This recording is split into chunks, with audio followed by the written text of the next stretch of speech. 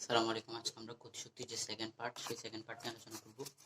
তো গত লেকচারে আমরা আলোচনা করছি আসলে গতিশক্তির প্রথম পার্ট হচ্ছে গতিশক্তি সূত্র প্রতিপাদনের প্রথমে একটা কেস দেখেছিলাম। আমরা বলছিলাম কি গতিশক্তি সূত্র প্রতিপাদনের জন্য আমরা দুইটা কেস দেখবো, দুইটা কেস থেকে গতিশক্তির সূত্রটা প্রতিপাদন করব। তো গতকালকে আমরা জাস্ট একটা কেস দেখছিলাম। আজকে আমরা 2 নম্বর কেসটা দেখবো এবং ওই দুইটা কেসের সমন্বয়ে একটা গতিশক্তির সূত্রে একটা সাম আপ দিব আমরা, ঠিক আছে? তো আমাদের টপিক হচ্ছে কি গতিশক্তির সূত্র প্রতিপাদন। তো আমরা কেস ওয়ানে কি দেখছি এটা যদি রিভিউ দিই। আমরা কেস ওয়ানে দেখছিলাম একটা বস্তু ছিল, সেটা ছিল আদিবেগ ইউ, স্থির অবস্থায় ছিল এবং এই বস্তুটাকে যখন একটা বল প্রয়োগ করা হয়েছিল তখন বল প্রয়োগ করার পর বস্তুটা একটা ব্যাক অ্যাচিভ করছে। বল প্রয়োগ মানে কি একটা ত্বরণ পাইছে, ত্বরণের কারণে ব্যাকটা হয়ে গেছে হচ্ছে বি। বল যতক্ষণ বল দেওয়া হয়েছে, বল দেওয়ার পরে তার বস্তুটার ব্যাক 0 হতে বি পর্যন্ত হয়ে গেছে, অর্থাৎ বল দেওয়ার পর বস্তুটার ব্যাক হয়ে গেছিল বি এবং এরপর তো বল দেওয়া স্টপ করছি এবং বস্তুটা বি বেগে চলতেছিল। তার মানে এখানে সব জায়গায় ব্যাক হলো বি, এই জায়গায় হচ্ছে ব্যাক বি, এখানে সব জায়গায় ব্যাক বি।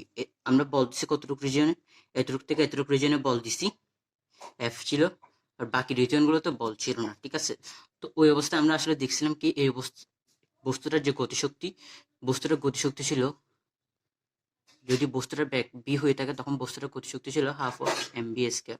এখানে কি এম হলো বস্তুটার বর আর বি হচ্ছে বল দেওয়ার পরে বস্তুটার যে ব্যাক অর্জন করছে ওই ব্যাক। তার মানে গতিশক্তি সমান half of m v square. এখন আমরা সেকেন্ড কেস নিয়ে একটা আলোচনা করি। সেকেন্ড কেসটা কি? সেকেন্ড কেসটা হচ্ছে প্রথম কেসে দেখছিলাম একটা বস্তু আদিবেগটা ছিল 0, অর্থাৎ স্থির অবস্থা থেকে বস্তুটা স্থির অবস্থা ছিল, তারপর বস্তুটাকে আমরা বল প্রয়োগ করেছি।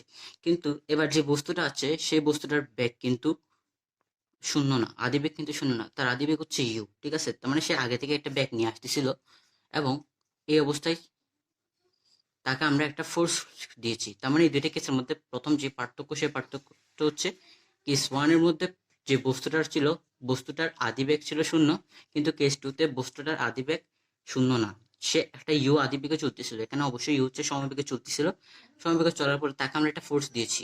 এখন একটা বস্তুকে যদি ফোর্স দিই তার মানে ওখানে ত্বরণের সৃষ্টি হবে এবং ত্বরণের কারণে ব্যাগটা আসলে বৃদ্ধি পেয়ে যাবে। এখন দেখা গেল বস্তুটার ফোর্স দেওয়া শেষে বস্তুটার ব্যাক যদি আমরা পর্যবেক্ষণ করলাম এবং দেখলাম যে বস্তুটার ব্যাক পেয়ে গেছে হলো বি। তো তেমন আমরা আসলে দিছি বল হচ্ছে এতটুকু রিজনে বল দিছি, এরপরে বস্তুটা বি বেগে চলতেছে। তো এর আগে সূত্র আমরা কি পড়ছিলাম, একটা বস্তুর ব্যাক, যে কোনো মুহূর্তে একটা বস্তুর ব্যাক যদি বি হয় এবং বস্তুর বর যদি এম হয়, তাহলে ওই অবস্থায় বস্তুটার গতিশক্তি হবে, ওই অবস্থায় বস্তুটার গতিশক্তি হবে হাফ এম বি স্কয়ার। এখন বল দেওয়ার আগের মুহূর্তে কথা যদি চিন্তা করি, বল দেওয়ার আগের মুহূর্তে বস্তুটার ব্যাক ছিল হচ্ছে ইউ, সেই ইউ বেগে আসতেছিল। তার মানে এতটুকু রিজিয়নে তো আমরা বল দিই নাই। এই এতটুকু রিজিয়নটা হচ্ছে আমরা 3টা রিজিয়নে ভাগ করব। একটা হচ্ছে এ রিজিয়ন, আরেকটা হচ্ছে বি রিজিয়ন, আর একটা হচ্ছে সি রিজিয়ন, ঠিক আছে? এই এ রিজিয়নটা কিন্তু আমরা বল দিই নাই, বস্তুটা এ রিজিয়নে বল দিই নাই। তার মানে এই অবস্থায় এ রিজিয়নটাতে বস্তুটার কোনো বল প্রয়োগ করা হয়নি, সে বস্তুটা ইউ বেগে আসতেছিল। যখনই এই অবস্থা এই জায়গায় বস্তুটা আসছে তখনই আমরা তাকে এফ পরিমাণ বল দিছি। কতটুকু পর্যন্ত দিছি? এতটুকু রিজিয়ন জুড়ে বল দিছি এবং বল দেওয়া শেষে তার ব্যাক হয়ে গেছে হচ্ছে বি। তার মানে বল দেওয়ার কারণে ব্যাকটা আসলে বৃদ্ধি পেয়েছে, আর নাহলে ব্যাক কিন্তু বৃদ্ধি পাওয়ার কোনো কারণ ছিল না। আমরা জানি বল দিলে একটা বস্তুর ত্বরণ হয়, ত্বরণ থেকে আসলে ব্যাকটা বৃদ্ধি পায়। তার মানে আমরা এতটুকু রিজনে বল দিছি এবং বল দেওয়ার কারণে তার ব্যাকটা ইউ থেকে বি হয়ে গেছে। এর পরবর্তী রিজন আমরা যেহেতু বল অপসারণ করে ফেলছি, এই রিজনগুলো তো আসলে বল নাই, তার মানে এই রিজনগুলো তো আসলে ব্যাক হবে বি। তাহলে এই রিজনগুলো তো ব্যাক বি, এ রিজন হচ্ছে ব্যাক ইউ আর সি রিজন হচ্ছে ব্যাক বি, আর এতটুকু হচ্ছে বল। এই বি রিজন হচ্ছে আসলে আমরা বল প্রয়োগ করছি এবং যে বল প্রয়োগের কারণে ব্যাকটা ইউ থেকে বি তে কনভার্ট হয়ে গেছে, ঠিক আছে? এখন কত হচ্ছে কেস ওয়ানে শিখছি হচ্ছে কোনো একটা বস্তু, কেউ যদি আমাকে যদি কেউ জিজ্ঞেস করে একটা বস্তু বর এম এবং এই বস্তুটা এখন ইউ বেগে চলতেছে, তখন জিজ্ঞেস যদি করে এই বস্তুটার গতিশক্তি কত, তখন আমরা বলবো হচ্ছে বস্তুটার গতিশক্তি half of m u square. এখন কেউ যদি জিজ্ঞেস করে একটা বস্তু ওয়াই বেগে চলতেছে এবং ওই বস্তুটার গতিশক্তি কত, তাহলে আমরা বলবো half of m into y square. তার মানে কোন একটা বস্তুর ওই সময় কোন একটা নির্দিষ্ট সময়ে গতিশক্তি কি, কথাগুলো খেয়াল করতে হবে। কোন একটা বস্তুর নির্দিষ্ট সময়ের গতিশক্তি হলো, কোন একটা বস্তুর নির্দিষ্ট সময়ের গতিশক্তি হলো ওই সময়ে বস্তুর ব্যাগের বর্গগুণ বর ইন্টু হাফ। এটা হচ্ছে বস্তুর গতিশক্তি। তার মানে এই রিজনগুলোতে যেহেতু বস্তুর ব্যাক ইউ ছিল, তার মানে এই রিজনগুলোতে আসলে তার ই কে হবে, গতিশক্তি হবে half of m into u square, ঠিক আছে। আচ্ছা, তার মানে এই অংশটাই বস্তুর বল দেওয়ার ঠিক আগ মুহূর্তে ব্যাক কত ছিল, ইউ ছিল। তার মানে এই অবস্থায় বস্তুর গতিশক্তি half of m u square, ঠিক আছে। এরপর বল দেওয়ার পরে তার ব্যাক অ্যাচিভ করছে কতটুকু, বি। তার মানে এই অবস্থায় তার ব্যাক হবে কি, তার গতিশক্তি হবে half of m v square. এর পরবর্তী অবস্থায় তার ব্যাক কত, বি। তার মানে এই অবস্থায় তাদের গতিশক্তি হবে equals to half of m v square, ঠিক আছে। তো এগুলো হচ্ছে মূলত আমরা দুইটা কেস নিয়ে আলোচনা করছি। এখন সাম আপটা দিব। সাম আপটা হচ্ছে জরুরি, সবচেয়ে জরুরি হচ্ছে সাম আপটা, ঠিক আছে।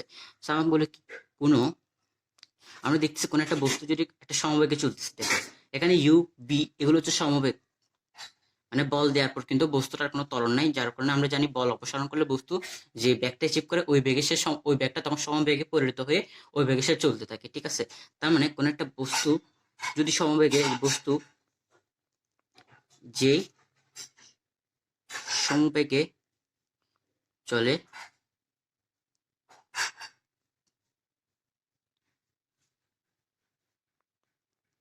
তার গতিশক্তি হবে হাফ ইন্টু বস্তুটার ভর ইন্টু ওই ব্যাগটা, সমবেগটা। এটা কোনো একটা বস্তু যে সমবেগে চলতেছে ওই ব্যাগের স্কোয়ার ইন্টু ওই বস্তুটার ভর ডিভাইডেড বাই 2 হবে ওই বস্তুটার গতিশক্তি। এখন যদি আমাকে কেউ জিজ্ঞেস করে, এই কেস টুর মধ্যে যদি কেউ জিজ্ঞেস করে আমরা যে বল প্রয়োগ করছি, এই বল প্রয়োগের ফলে আসলে বস্তুটা কি কি পরিবর্তন হয়েছে, আমরা বলবো দুইটা জিনিস পরিবর্তন হয়েছে। একটা হচ্ছে তার ব্যাগটা ইউ থেকে বিতে পরিবর্তন হয়েছে, এবং ইউ থেকে বিতে ব্যাগ পরিবর্তন হওয়ার কারণে তার কিন্তু আরেকটা জিনিস পরিবর্তন হয়েছে। সেই জিনিসটা হচ্ছে তার গতিশক্তি। অর্থাৎ আমরা একটা ফোর্স দেওয়ার কারণে বস্তুটার গতিশক্তিটাও পরিবর্তন হয়েছে। এখন যদি জিজ্ঞেস করে এই গতিশক্তির পরিবর্তন কি, আমরা নেব কি, এই অবস্থায় তার গতিশক্তি কত আর এই অবস্থায় গতিশক্তি কত, এই দুইটার বিয়োগফল হচ্ছে তার গতিশক্তির পরিবর্তন। তার মানে আমাকে যদি জিজ্ঞেস করে বল প্রয়োগের ফলে গতিশক্তির পরিবর্তন কি,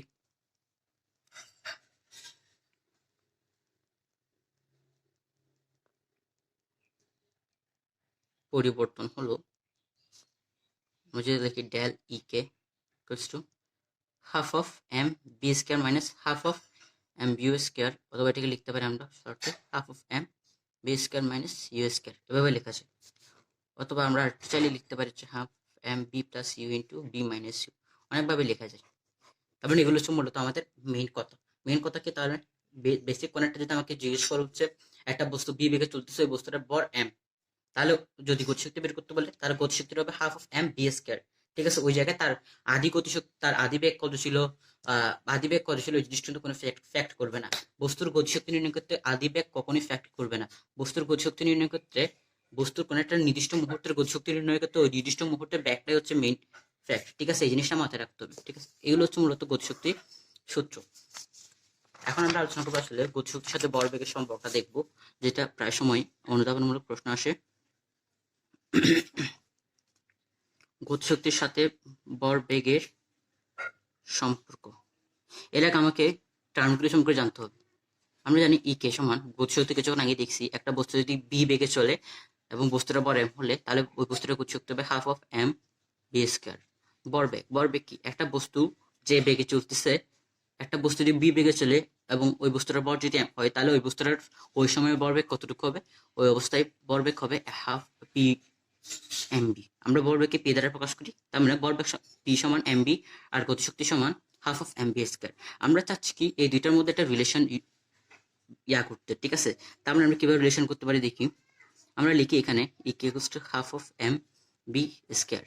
তো এই জায়গায় আমরা যেহেতু জানি পি সমান এম বি, তার মানে আমরা এভাবে লিখতে পারি এম বি ইন্টু বি। যেহেতু এম বি ইন্টু বি একই লেখা, এভাবে কিন্তু লেখা যায়, এম বি স্কয়ারকে আমরা এম বি ইন্টু বি আকারে লিখতে পারি। এখন এম বি সমান পি, পি বসিয়ে দিলে এখন বিটাকে কি করবো, আমরা বিটাকে আসলে পি এর মাধ্যমে প্রকাশ করার চেষ্টা করব। আমরা যদি এই জায়গা থেকে যদি দেখি বি সমান পি বাই এম, তার মানে বি বি জায়গায় কি লিখতে পারি, আমরা পি বাই এম লিখতে পারি। এখন যদি লিখি half of P into P, P square, নিচে আছে এম, এদিকে আছে গতিশক্তি। সুতরাং যে জিনিসটা লিখতে পারি equals to p square by 2m।